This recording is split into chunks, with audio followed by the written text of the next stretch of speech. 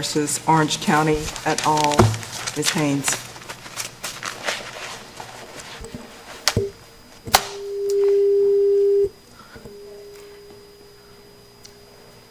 Good afternoon. May it please the court. My name is Sunny Haynes, and along with my colleague Patricia Hyen, I represent Orange County and the town of Chapel Hill. I am reserving 5 minutes for rebuttal. This case is here on direct appeal pursuant to Section 7A18 of the North Carolina General Statutes, providing that any trial court's decision regarding class certification lies in this court as a matter of right on appeal. There are 2 issues in this case. The core issue to our appeal is whether the trial court erred in certifying 2 classes, a fee payer class and a refund class, pursuant to the plaintiff's motion to certify classes and subclasses and appoint class counsel. Counsel, could you raise your microphone just a tad? I believe that would eliminate that feedback that I was hearing. Let me know if it's still there. It sounds better now. Thank you, Your Honor. The second issue is whether the trial court erred in the same class certification order in directing Orange County to produce permit receipts that would that for impact fees that were paid on or after June 3rd, 2014, and all impact fee receipts that for any fee payment that would qualify the fee payer as a member of the refund class. Now, since this case is one of the only ones, maybe the only one that I'm aware of, where at issue is a county that has specific legislative authority to charge impact fees, I think some background would be helpful to the court. Before you get into that, yes. How is the second issue properly before us? Well, Your Honor, our argument is that 7A27A4 specifically talks about any trial court's decision regarding class certification. And that word regarding, as a matter of statutory construction, is to be construed broadly. So our argument is that because the trial court decided to include the second issue in the same class certification order and expressly stated to the parties at hearing that the issue of the permit receipts and their production was linked to the class certification decision, then this all falls within this court's jurisdiction under 7A27A4. But that ruling does not, if we reach that issue, how we rule on that issue would not affect the issue as to whether the class was properly certified in the first case. They are related, Your Honor, but Your Honor is correct that you could find that the classes were properly certified and not reach that issue. I mean, it would be a moot issue because even Judge Gilchrist acknowledged that since he did certify the classes, then the permit receipts would be relevant to help the plaintiffs identify the class members. Okay. So this case arises out of Orange County's enactment of a legislatively authorized ordinance. In 1987, the General Assembly granted Orange County the authority to provide for an ordinance that would create a system of impact fees to be paid by developers to help defray the cost to the county of constructing certain capital improvements, the need for which was created in substantial part by new development that took place within the county. That's what Orange County did in this case pursuant to that legislative authority. The capital improvements listed in the legislation specifically include capital improvements to schools. And so in 1993, Orange County enacted the Educational Facilities Impact Fee Ordinance, which provides impact fees for the construction of schools and for capital improvements to schools. In setting the amount of the fees, the General Assembly empowered Orange County to establish a formula for the amount of the impact fees that would fairly and objectively apportion the total costs that are to be borne by those paying the fee among various types of development, which is also what Orange County did with the help of a consultant. It established a formula to determine amounts that would be fair and apportion to the new development in the county, that it would be their fair share of those costs. And then in 1993, the General Assembly then expanded Orange County's authority and expanded the definition of cost to include obligations on borrowed money. So as of 1993, the General Assembly empowered the county to collect impact fees on loans, obligations of borrowed money, debt service for schools, and for the construction of capital improvements to schools. Pursuant to the authority granted by the General Assembly, Orange County adopted the Orange County Educational Facilities Impact Fee Ordinance. And since 1993, when it was enacted, school studies have been used over the years. They've been created and updated that analyze student data, they analyze construction costs, and the capacity needed to meet the projected student enrollment that is created by an increase of new residential development within the county. As a result of the updated school study performed by an outside consultant in 2008, Orange County's ordinance was amended and the school impact fee amounts were set by the Board of Commissioners at a percentage of the maximum fee that Orange County could legally charge. That maximum fee was based on a formula for fairly and objectively apportioning the total costs that are to be borne by those paying the impact fees. In 2016, Orange County again revisited its school impact fee amounts and again retained an outside consultant to conduct updated studies for the 2 school districts within the county. Based on that 2016 school study, the ordinance was again amended to include a broader range of housing units. And this was necessitated by the fact that as a result of a 2014 student generation study, the county analyzed its data and noticed that more students were coming out of multifamily dwellings than other types of housing units. And the numbers were adjusted proportionally. The numbers must always be adjusted proportionally because they are in proportion to a whole. That whole being what new development's fair share of the cost of the school and capital improvements to schools should be. So therefore, some amounts went up, other amounts under the ordinance went down. That becomes important to the refund class claims that are expressly based on that 2016 amendment to the Educational Facilities Impact Fee Ordinance. So we're here today as a result of plaintiffs filing an original complaint in 2017 challenging the school impact fees as violating various provisions of the United States and North Carolina constitutions. Notably, the original complaint did not contain any claim directly under Orange County's Educational Facilities Impact Fee Ordinance. Not until the class action complaint was filed on March 3rd, 2017, was a claim asserted directly under Section 3036 of that ordinance, and plaintiff's allegation was that they were entitled to a refund directly under Orange County's ordinance. So on August 3rd, 2018, the trial court entered an order granting plaintiff's motion to certify classes and subclasses and appoint class action counsel, and certified 2 classes, a fee payer class and a refund class. The fee payer class was certified as to the 3rd, 11th, and 13th class action claims for relief. And relevant to our argument as to why the statute of repose completely bars that claim, and our argument that there is no individual or group of individuals who can assert that claim, it's important to understand not only how the claims are alleged in the First Amendment class action complaint, but also how those claims were described to the trial court at the motion to certify hearing on May 7th, 2018. So the fee payer class was defined in the trial court's order as all persons who paid a fee in the amounts established in the 2008 ordinance during the period March 3rd, 2014 to December 31st, 2016.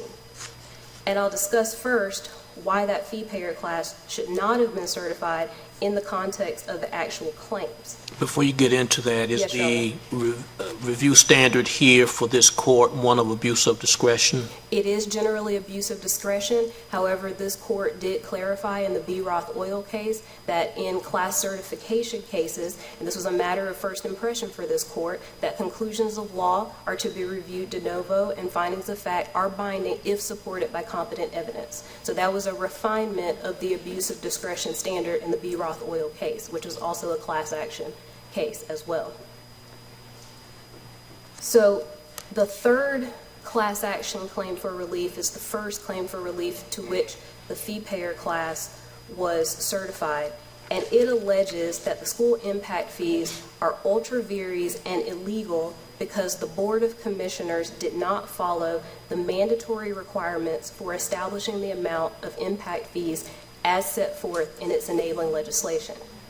The 11th claim for relief seeks a declaratory judgment that the fees required by defendants as a condition of obtaining a certificate of occupancy are unlawful.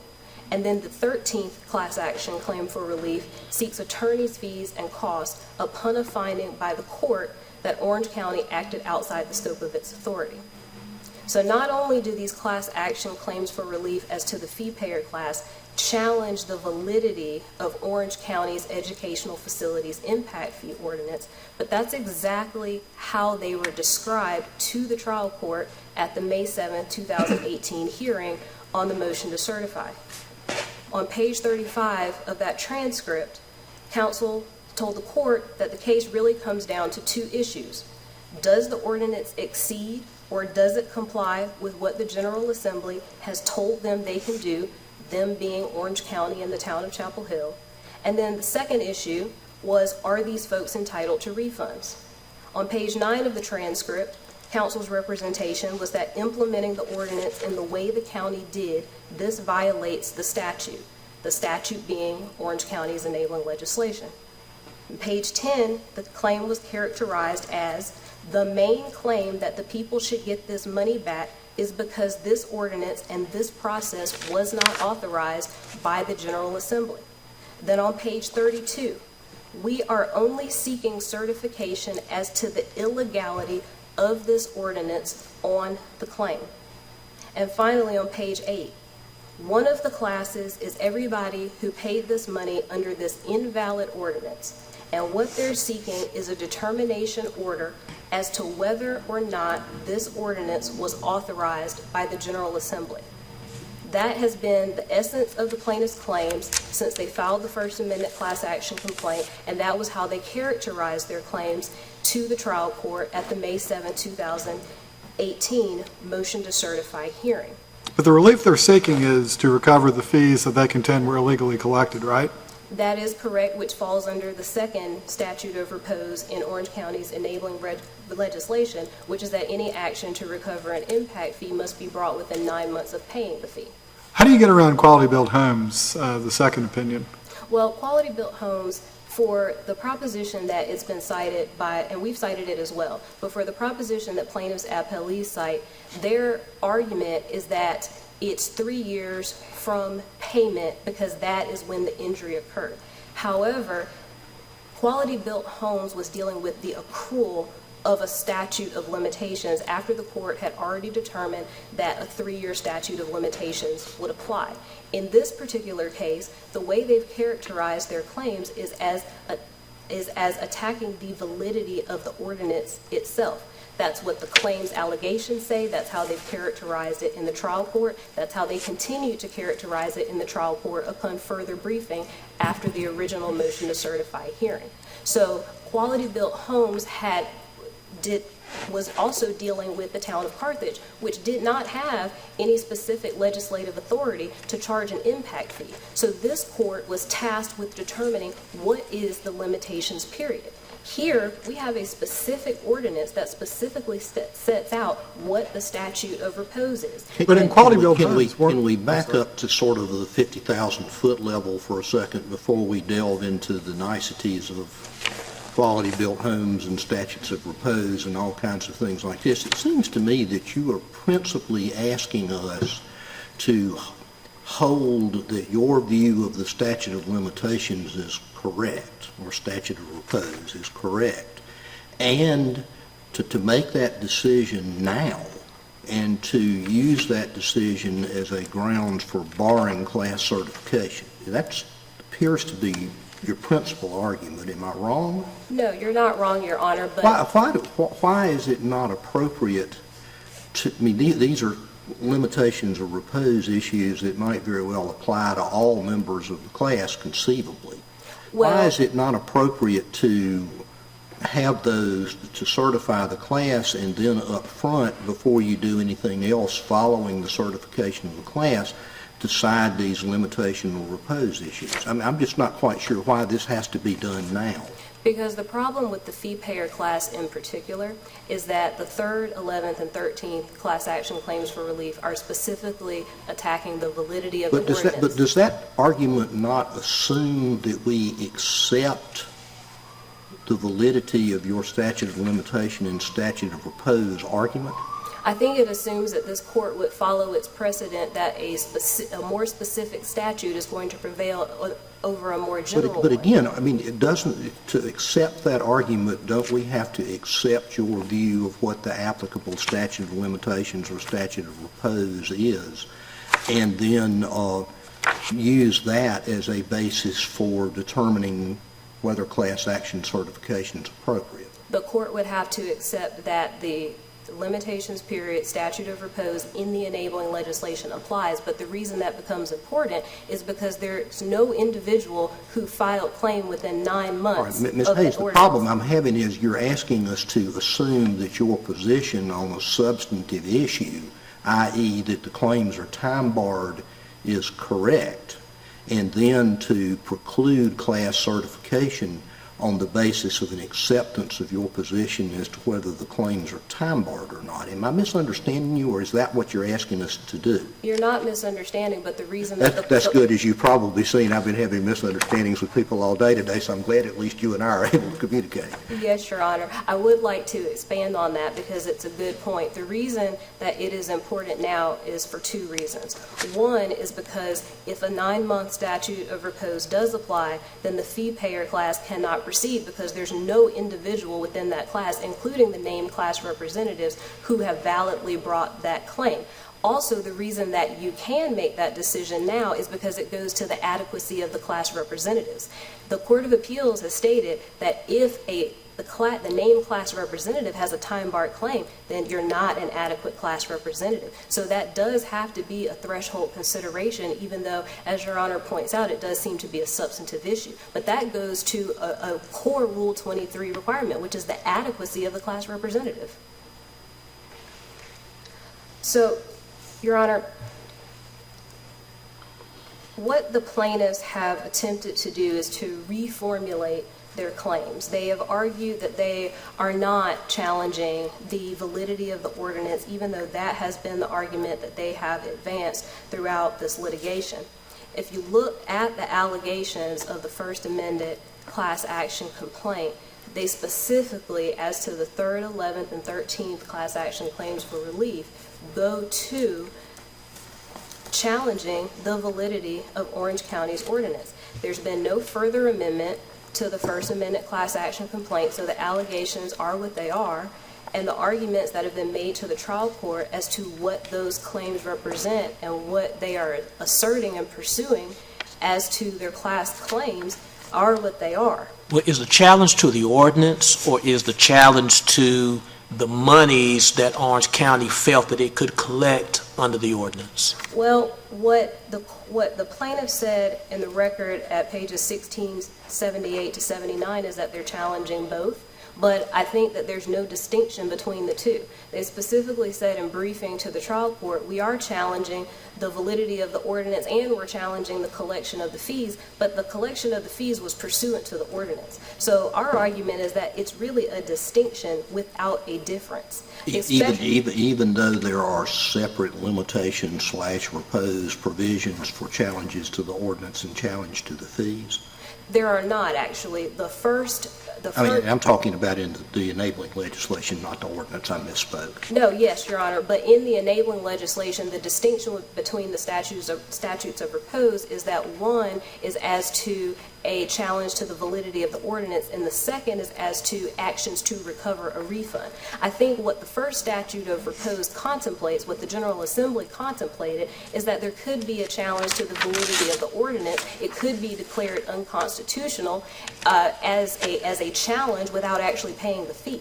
I think that is why there are two. I don't think that the General Assembly meant for there to be surplusage in the enabling legislation, but I think it does acknowledge that there could be an as-applied challenge, or there could be a challenge with an injury in fact. Well, while you say that they're challenging both, aren't they actually in position to be bifurcated so as to say that the challenge of the collection of the fees can be separated from what you contend would be also inextricably intertwined, the opportunity also to address the statute or the ordinance itself, said another way because it wasn't artfully done. Can't the impact fee challenge stand alone aside from the challenge to the authorizing ordinance? Our position is that it could not under what the plaintiffs have alleged here, but even if this court were to find that it could, then that second statute of repose is relevant because it's an action to recover the impact fee, and therefore the 9-month statute of repose there applies. So our argument would be is that there is no distinction as alleged by the plaintiffs' appellees in this particular case, but even if there were, there is still a statute of repose that applies, and that limitations period is 9 months from payment, running from payment. And so to address the earlier point about quality built homes again was dealing with trying to determine what is the statute of limitations that applies when a city or a county lacks the authority to charge an impact fee. But here we have specific enabling legislation, and we have statutes of repose that cannot just be ignored, especially when the way the claims have been pled falls squarely within the provisions of the enabling legislation. So our point about the statute of repose as it relates to the fee payer class is that there is no individual or individuals who could even serve as a named class representative of this class because all of the claims of those individuals are time barred.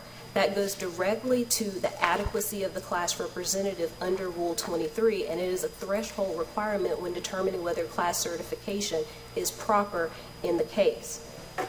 Now, related to the refund class, there's been, well, I do want to address one point very quickly. There has been an argument that the repeal of Orange County's authority to charge impact fees has retroactive effect on the statute of repose. Our argument is that it does not, because the very language of NC Session Law 2017-36 simply states that they are repealing the 1987 Session Law, the 1991 Amendment, and the 1993 Amendment. There's no provision for it to apply retroactively. There's no language in that session law that can be fairly read for it to be a remedial statute. And even if it were a remedial statute, this court has held that even with remedial legislation, it only has a retroactive effect if it does not destroy a vested right.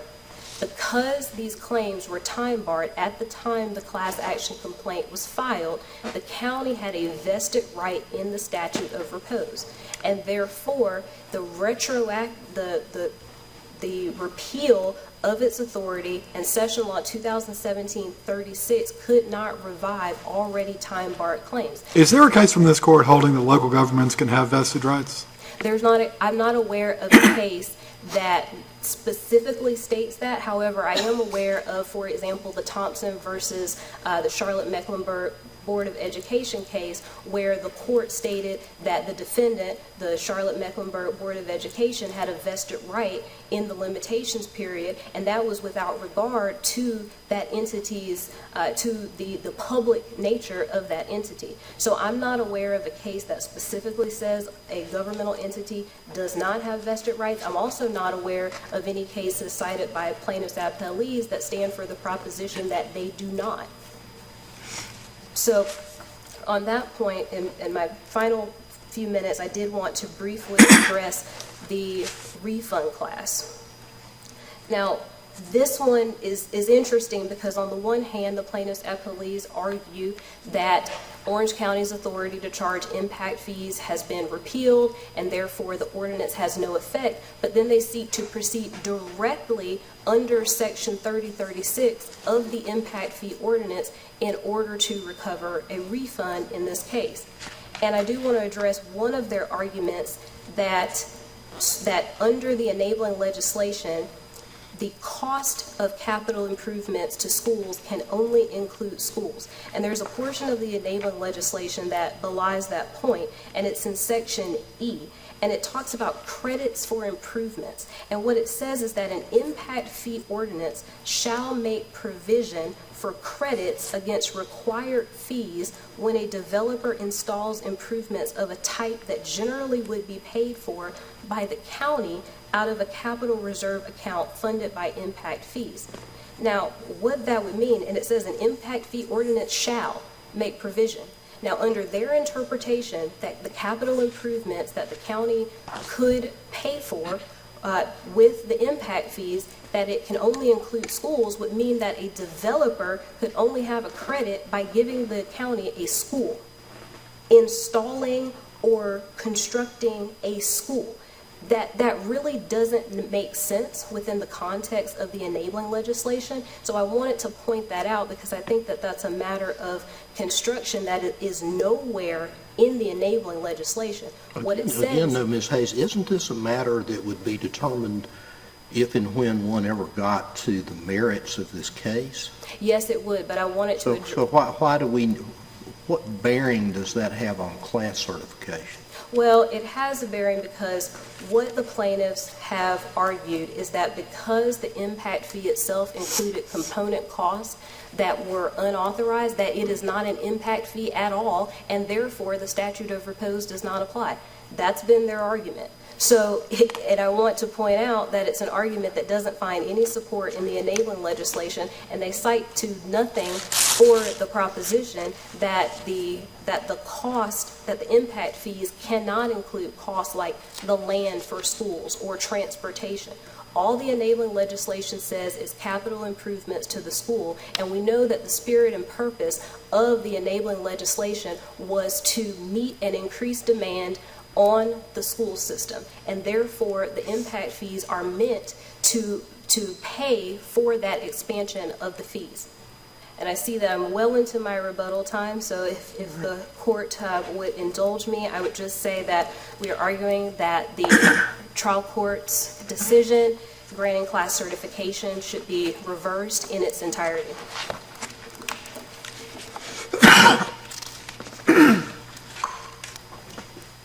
Mr. King.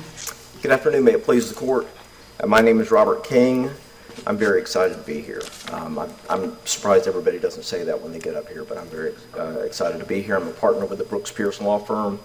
Together with my friends and partners, Matt Tynan and Dan Smith, I represent the plaintiffs and appellees in this matter. And are you all splitting your time? Yes, Your Honor. I was just getting to that. Mr. Tynan, if there's any time left, is going to address the improper interlocutory appeal of the motion to compel order.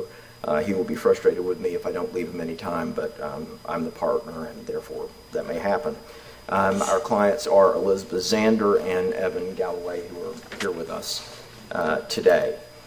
I think it makes sense, and to start where the first question from the court about the standard review, this is an abuse of discretion standard. Now, if the class certification order had had a standalone decision about the law, that would be reviewed de novo, but there was nothing of that in this case. Again, in Barrett Oil, I mean, it didn't look to me as if the trial court's order, I'm over here, it didn't look to me as if the trial court's order really addressed the statute of limitations, statute of repose, scope of the ordinance, or anything of that nature. Is that a correct reading of the order? I think that's correct, but I think it's a little bit implicit in that, Your Honor, in that when we were arguing with the trial court about statute of limitations, which was a big issue, 9 months versus 3 years, we said it's not going to be longer than 3 years. So the court said. Are you arguing that the trial court reached and resolved the statute of limitation and/or repose issue? No, Your Honor. Assuming that we were to uphold the order, would Ms. Haynes be free to seek to have some or all of your claims dismissed on the basis of the arguments that she's made today? She would, Your Honor. I think, and I'll come to this in just a minute, I think it's going to be a tough road to hoe because the defendants told the trial court below that our claims were in fact timely. And I'll go ahead and skip ahead to this. This is what they said to this court. Here, because their claims are barred by the applicable statute of repose, plaintiff appellants cannot serve as representatives of the fee payer class or the refund class. That's what they told Your Honor. Here's what they told Judge Gilchrist. This is in the record at page 1400 in their primary brief. There will be no dispute as to whether the plaintiffs have filed suit within any applicable statute of limitations period. So Your Honor is correct. They can raise that argument with Judge Gilchrist. I think that's going to be a tough road to hoe because they told Judge Gilchrist already that this was these were timely actions. Well, I mean, one of the reasons I keep asking this question is because I'm trying to understand to what extent do we have to rule on what in order to resolve this case. And that's why I'm beating this horse fairly hard. Well, and I think that's fair, Your Honor, and let me cut right to that. And let me put it this way, Your Honor. If the court had said, the trial court had said, the class period's 50 years, I can see this court saying, there's not a 50-year statute of limitations. I mean, if the court's really, really wrong at the trial court level, I can see this court stepping in. This is a situation in which the issue of the statute of limitations has not been dispositively resolved at the trial court level. The defendants certainly have the right to raise this issue when we go back down. When we're dealing with class certifications, the two pillars of class certification that you read about and that you don't hear mentioned any by the defendants in this case are numerosity and the predominance of a common issue, a fact, or law. Well, what about the ability of the named plaintiffs to serve as class representatives? Don't we have to resolve the limitations issue as to them? I think that's fair, Your Honor. I'm going to come to that if I could in just a moment. What I wanted to do was address the numerosity and predominant issue. Well, could you answer that now, though? I would be happy to do that, Your Honor. Let me go ahead and turn to the statute of limitations portion of this. Well, I mean, just my one question, if you please. Yeah, I will. That's a big part of my argument. I'll go right to it if that's all right with Your Honor. First of all, we do have the issue that defendants told Judge Gilchrist that my client's claims were timely, and therefore they come up here and they reversed course. And in fact, when we had our motion to reconsider hearing, Judge Gilchrist actually scolded the defendants and said, why didn't you even raise the statute of limitations? Because they had said that the claims were timely. So the first part is they told the trial court that the claims were timely. But I'm asking a question before that. Do you agree that we need to raise that, to decide that now, whether or not the named plaintiffs have, whether their claims are barred by the limitations period? I think it would be fine if the court did resolve that issue. I don't think the court has to decide that issue, and I will address that issue if it's all right with Your Honor as to whether or not the claims are not time barred. Well, is it sufficient to find that there's a legitimate dispute at this point over whether your client's claims under either class are barred for purposes of class certification, which is all I think we've got before us? I think if it is still a debatable point, Your Honor, it is premature for this court to hear that issue. That's still got to be resolved by the court below. So I think that partially answers Judge Davis's question. But let me go right to the time bar issues. What are the defendants saying on the fee payer class? They argue that the plaintiffs are challenging the validity of the ordinance and that is subject to a 9-month statute of limitations. You heard counsel argue that that was the argument that we had made at the trial court level and that we never raised this issue that we're suing to get the fees back. That is incorrect. In our brief to this court at pages 24 and 25, we cite all of these places in the record where we say we are suing to recover illegal fees. And not to digress too much, but when this case comes back to this court, these fees you will see are as illegal as fees get, because we're not a home rule state. Orange County can do what the General Assembly said they could do, and the General Assembly said, here's what you can do. Figure out how many schools you're going to build for a period not to exceed 20 years. Figure out what percentage is going to be paid for by new development, and then come up with a fee schedule. Are you challenging the ordinance, the fees collected under the ordinance, or both? Both, Your Honor. And let me say this, and let me come to that issue. On this issue that we're challenging the ordinance and the courts, a 9-month statute of limitations or statute of repose, and that's wrong for multiple reasons. But I'll start with Qualityville Homes and Judge Irwin's decision in that. Look, that was a situation in which the local unit of government said, you're suing to strike down the ordinance, you're not suing to get the fees back, and therefore it's barred by the statute of limitations. And this court 2 years ago said that's just wrong. And in my world, when this court decides an issue of North Carolina law, the discussion is over. I mean, that's like when your dad tells you something. This court has decided that when you are suing to recover illegal fees, it is a 3-year statute of limitations because it's ultra vires. That is exactly what is going on here. I think of course, in Quality-Built Homes, as I think Ms. Haynes pointed out, there was no enabling legislation from the General Assembly authorizing the town of Carthage to charge fees. Here there is such a thing. Her contention seems to be that it's different. You seem to say, well, they didn't validly apply the ordinance, therefore we're back to Quality-Built Homes. Again, it seems to me we've got something that's close to an argument on the merits here. Well, first of all, I agree with that part, Your Honor. We're arguing the merits when we get to that instead of arguing about whether or not the sort of fundamental issues of class certification have been addressed. But let me talk about the difference here when we're talking about the enabling legislation. It is not correct to say that there is enabling legislation with a 9-month statute of limitations or 9-month statute of repose. There used to be. And the General Assembly apparently did not trust Orange County to be imposing fees, and with good cause. They eliminated that ability, and they eliminated the statute of limitations. And when you eliminate a statute of limitations, that is a remedial measure by the General Assembly, and remedial measures are inherently retroactive. And the court has dealt with that, including, among other places, the BC Remedy case. So there used to be a statute of limitations. That statute of limitations was taken away, and I forgot which justice asked the question. Local units of government do not have vested rights. Counties are arms of the state. And if the state of North Carolina says, we're changing the statute of limitations, then that's it. Local units of government do not have 1983 claims. They do not have constitutional claims. They do not have vested rights. They do what the General Assembly says, and the General Assembly says that you don't have vested rights in this situation and you don't have statute of limitations. But here's the other issue, and here's where I will point to the Landville Properties case, which is an opinion I really like. That was a situation in which Cabarrus County imposed clearly illegal fees, just like we've got here. And to try to get those fees and be able to keep that money, what they said was, you know what? That's a zoning statute. You got 2 months to file something, you were out of luck. And this court saw right through that.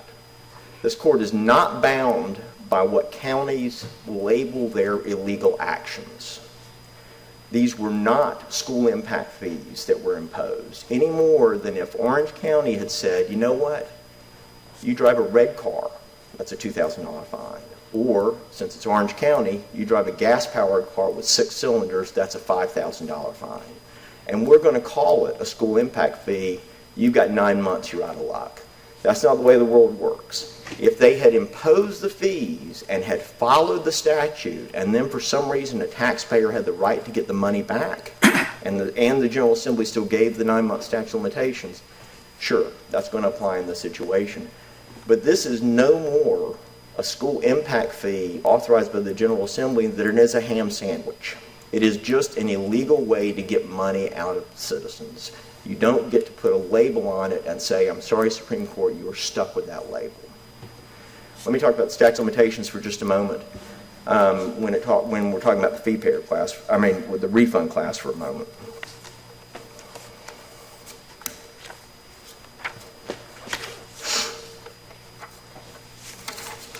Again, the defendant's argument is that this is an action to recover an impact fee and it must be filed within 9 months of the payment of the fee. There are 3 different reasons that that is wrong.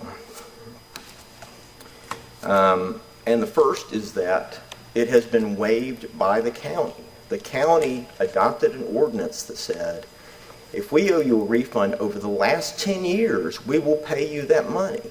Now, if that's not a waiver of the statute of limitations, I don't know what a waiver of the statute of limitations looks like, so they've waived it. Second, it has been repealed by the General Assembly. When it is repealed by the General Assembly, that is remedial, that is retroactive. That is the end of that discussion. And third, the argument makes no sense. What they're saying is that we had an obligation to sue for a refund before the county had an obligation to provide a refund. So it's not like a statute of repose situation where the statute of limitations starts running before you have an injury. They're saying the statute of limitations runs before the defendant had a legal duty. And I was trying to think of an analogy of that, but let's say there was a statute that says it's okay for doctors to leave sponges inside of patients. And then the General Assembly changed that after somebody had a sponge left inside of them and said you can't leave sponges inside of patients. The defendant's argument is you had an obligation to sue even though there wasn't an obligation not to put the sponge in that person. That makes absolutely no sense. There's no support for the argument. There's no argument. There's no authority that has been provided by the defendants in this regard. So that covers the statute of limitations issues. As I mentioned, they don't contest numerosity, which is normally what you hear about. These classes have hundreds of class members. And I noticed when I was reading our 50-page brief, we don't say how many class members there are, but it's in the record at pages 96 through 172. They don't contest the fact that there is a predominant legal issue. I would submit that as class actions go, this is as simple as a class action gets, because there's one issue for each class, which is that the county acted illegally, and we know exactly who the class members are, or we will know when the county stops violating the judge's discovery order and gives us the documents. So the primary arguments raised is statute of limitations. They said the exact opposite to the Superior Court. So what is their other argument? They only raised one other argument, and that is that some members of the class lack standing. That's really the only other thing they raised. Don't contest numerosity, predominance of issue, or anything else. They're saying, look, there are some members of the class that aren't going to be able to recover any money. Well, guess what? That happens in every class. If you have a 100,000 person class, a 10,000 person class, a 1,000 person class, there's always going to be an exception. And if the rule is that every single member of every single class has to have standing, we might as well get rid of Rule 23 because we're not going to have class actions. It is not the rule that every class member has to have standing. That is something that the trial court sorts when the matter goes back down to the trial court. Second, their argument is they were reimbursed. Developer pays $11,000, the homeowner pays for it. Defendant's position is, well, the developer doesn't get that money because they've been reimbursed for it. Here's the analogy that's hot on my mind because Apple paid some money to my daughter this morning. My daughter's in nursing school. I still support her, which means every month I give her money that pays for her cell phone bill, her electric bill, her cable bill. If she's overbilled by those companies by $1 a month, the defendant's position is she can't be a member of a class because her dad pays for that. That is not the law. You can make that argument. Defendants can't cite a case that says that because if that is the law, again, we might as well get rid of Rule 23. And the last thing I will say about this manufactured dispute, this manufactured concern that we don't know who to give the money to, is that the General Assembly has already answered that question. In the enabling legislation, here's what the General Assembly said. If this section or any ordinance adopted thereunder is declared to be unconstitutional or otherwise invalid, then any impact fees collected shall be refunded to the person paying them with interest. The General Assembly had the wisdom to see that Orange County shouldn't be trusted with this. They had the wisdom to see how the thing's going to get fixed when Orange County got it wrong.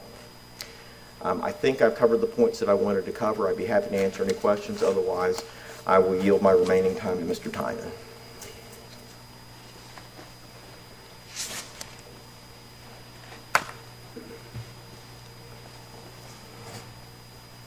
May it please the court. As Mr. King said, my name is Matt Tynan, and I represent the plaintiffs, and I'm before you today just to bring up plaintiffs' motion to dismiss the portion of the defendant's appeal regarding the trial court's discovery order under Rule 37. I just want to quickly quote to you the language that defendants rely upon to justify jurisdiction in this court over appeal of that issue, which is Section 7A27A4, which says that appeal lies of right directly to the Supreme Court in any of the following cases. Any trial court's decision regarding class action certification under GS 1A1 Rule 23. Decisions under Rule 12, Rule 15, Rule 37, Rule 56 are not decisions regarding class action certification under GS 1A1 Rule 23. The only kind of decisions that the General Assembly authorized to come directly to this court were decisions regarding class certification under Rule 23. Defendants place their entire argument on the meaning of the word regarding and ignore the statute's reference to Rule 23. If you accept the defendant's interpretation of Section 27A, 27A4, that would open the door to direct appeals of right to this court in any putative class action case for any issue that any party can conceivably consider to be related to class action certification. That is not what the General Assembly was trying to do in Section 7A, 27A4. How about the circumstance here where the class certification appears to be so linked to the discovery issue as to the impact fee receipts that it would appear as though the impact fee receipts would govern in large part this aspect of class certification? The fact that the trial court was being pragmatic in ordering Orange County only to produce receipts corresponding to class members does not turn the order under Rule 37 into an order under Rule 23. The trial court was just recognizing that in light of the county's unsupported but arguments that they made that there was a burden on them to produce the receipts, the trial court recognized that they shouldn't produce all the receipts, but only the ones corresponding to the class members as the classes were certified. That doesn't turn that order into a class certification order, even though it's related. And like I said, if that were the standard, anybody who had a claim and a decision they didn't like in a class action case could argue, this is related to class action certification. I need this discovery to figure out who class members are. I need this discovery to prove my claims in this class action case. All of those cases would be brought straight up to this court if that's how this statute is interpreted. So you don't feel the situation in this case is so unique that it needs to be separated or looked at differently from any other routine matter wherein a matter such as discovery or any of the other aspects that you just cited should not be governed by the the Rule 23 classification issue?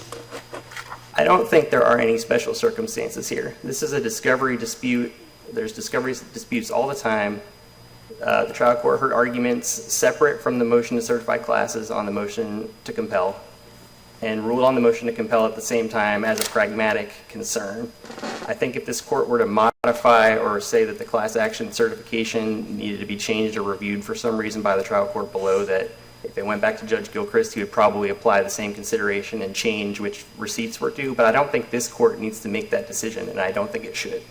I think if this court were to decide that issue, it would be opening the door, exactly as I've said, to this kind of issue being brought straight to this court by parties arguing that this is related somehow to class certification and it should be heard by this court. Notably, defendants have not really argued that any substantial right has been affected, and if they had, appeal would have been in the Court of Appeals, not this court. And furthermore, defendants have not asked this court to treat their notice of appeal or their briefing as a request for certiorari. They're sticking with the fact that 7A, 27A4 authorizes direct appeal for discovery issues from the trial court to this court, and that conclusion is incorrect and should not be accepted by the court. And we ask the court to dismiss that portion of the appeal.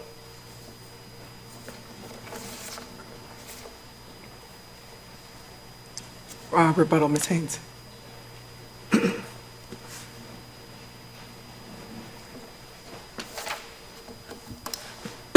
So very briefly, I'll address 4 main points. As to the refund class, we did cite a case that is notably similar to this one. It is out of Wyoming, it's out of the Supreme Court of Wyoming, but it was a case in which taxpayers were seeking the difference in taxes that were reduced by I believe it was the Federal Trade Commission. And the issue in that case was that they said our claim should accrue at the time we knew that we were entitled to a refund because of the difference in these fees. In that case, the Supreme Court of Wyoming, looking at a statute that specifically said that you can only bring an action 2 years from payment, said that to give effect to that statute, we hold that you needed to bring the action 2 years from payment, whether or not you knew at the time that you had an injury. So we did cite that case. That's the SIG exploration case from the Supreme Court of Wyoming, and this court should consider that persuasive authority because it is remarkably similar to the claim that is being brought by the refund class for the difference in impact fees paid under the 2016 amendment to the ordinance and the 2008 amendment to the ordinance. The second issue is whether the county has waived its statute of repose. It has not. The example that you heard was if the county would pay back fees that over 10 years. That is in the case of when fees are not expended within 10 years, which of course that is not the allegation here. If it were, we'd have a very different argument about whether the county waived any limitations period as to those fees, but that is not the allegation here. We have contended that we have not waived the statute of repose, and if you look specifically at the 2016 amendment, the very first whereas clause of that ordinance incorporates the enabling legislation, and it should be read as incorporated by reference. The third point that you heard is that we have not cited any authority as to our argument regarding standing. The case that we cited is out of the Fourth Circuit. It's the Herron versus Mayor and City Council Annapolis, Maryland case. That actually is a class action case involving, in part, school impact fees. Now, the plaintiff in that case did not appeal the denial of class certification, but the court stated that because a developer paid the fee, the plaintiff did not have an injury in fact, and therefore was not the real party in interest and could not recover the fee. Ms. Haynes, your time is up. Time is up. Thank Thank you, you. Your Honor. We ask that you reverse the trial court's decision. Thank you for your time. Thank you to all counsel.